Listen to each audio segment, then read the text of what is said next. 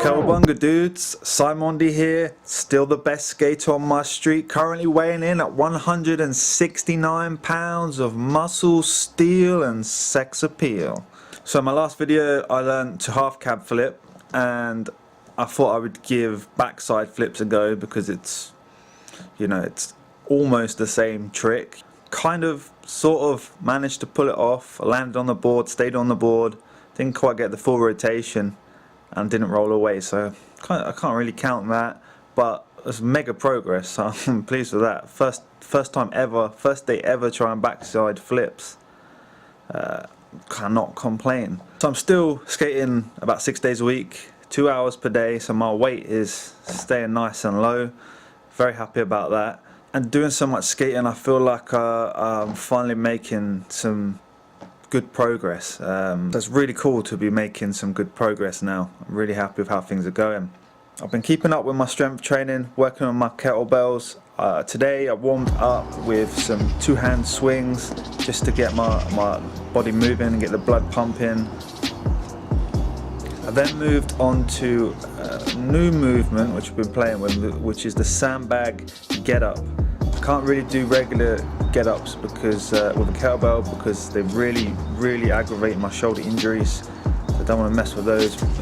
Shoulder sandbag get-ups, they allow you to go a little bit heavier, and the leg movement is a little bit different. You kind of switch the leg in terms of which one's bent, which one's extended, but I really like these. They build a lot of core strength, don't aggravate my injuries at all. It'll take a little bit of time getting used to the homemade sandbag that I was using. I had 2 kettlebells in there, so that sandbag was 32 kilos.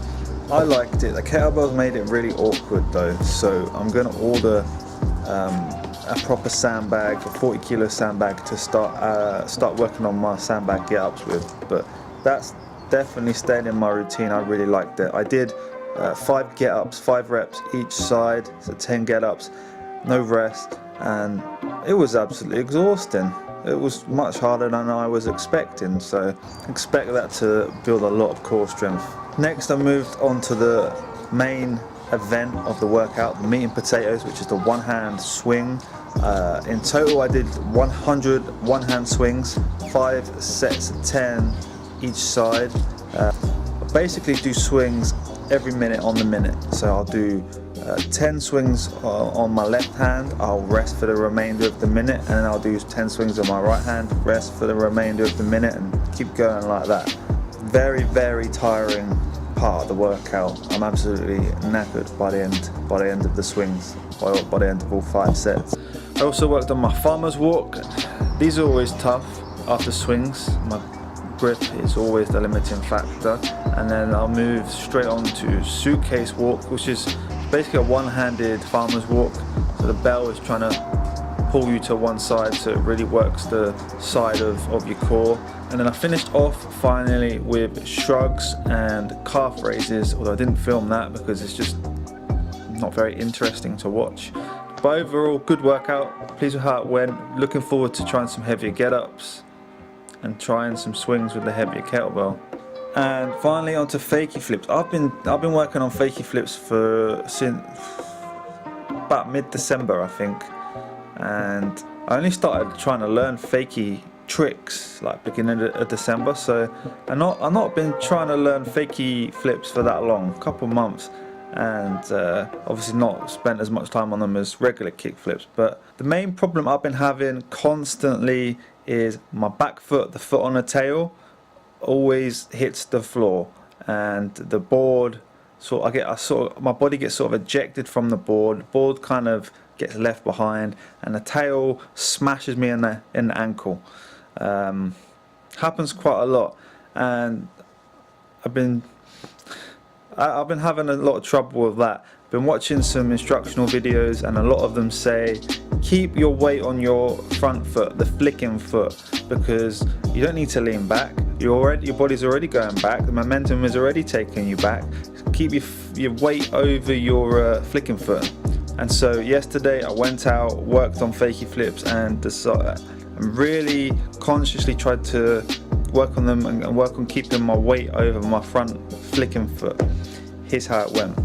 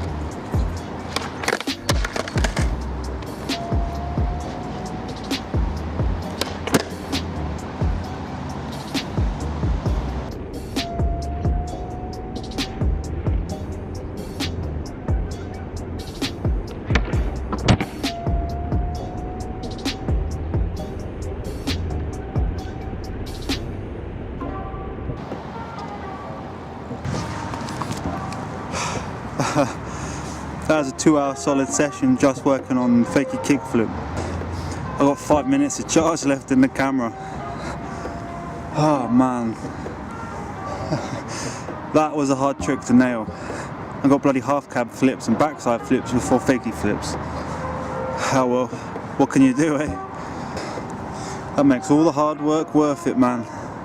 Cowabunga. Alright.